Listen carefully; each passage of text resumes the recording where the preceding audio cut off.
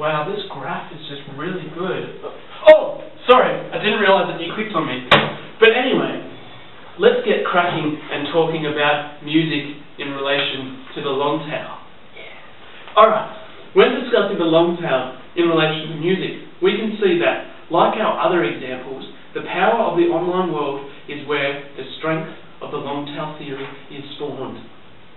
The online retailer can have unlimited virtual shelf space to therefore make room for the niche content that cannot be stored in a music shop.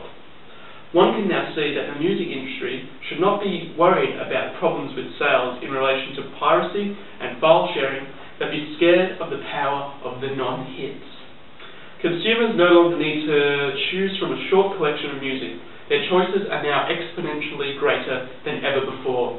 The age of the hit is over.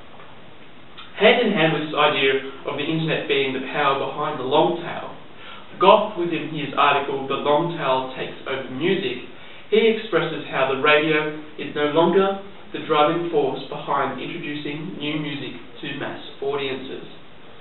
More artists are turning to the internet to launch their own DIY careers and their own methods of self-promoting. Goff provides an example of an American artist called Jonathan Coulton, who runs his own website where he sells individual songs for $1 under the Creative Commons license of attributed non-commercial use.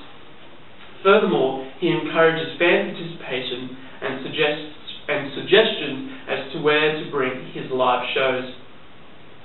Coulton's grassroots strategy isn't new, but the economies of scale and ability to involve listeners at the individual level made possible by the internet are. Thus, his niche content, which would make up the tail, is proving that the long tail is true.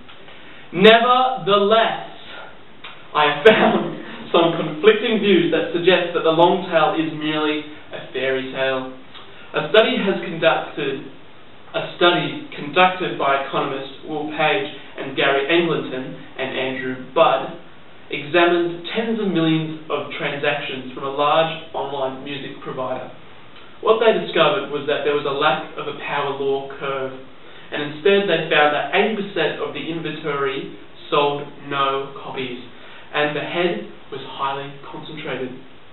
In addition, when looking into the revenue made from the inventory sold, 80% of the revenue came from 52,000 songs.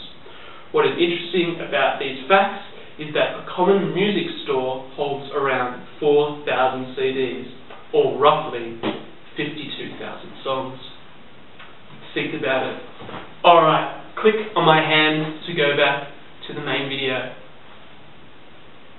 Click it.